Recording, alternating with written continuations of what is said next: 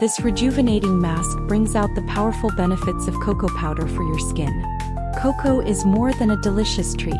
It's a nutrient-rich ingredient, perfect for external skin care. Packed with iron to boost blood circulation, potassium to reduce puffiness, and vitamins A, PP, and B9. Cocoa is a natural skin revitalizer. For this recipe, you'll need just 4 simple ingredients.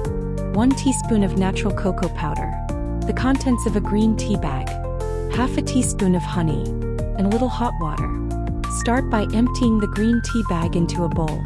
Then add the cocoa powder followed by hot water, just enough to create a thick paste.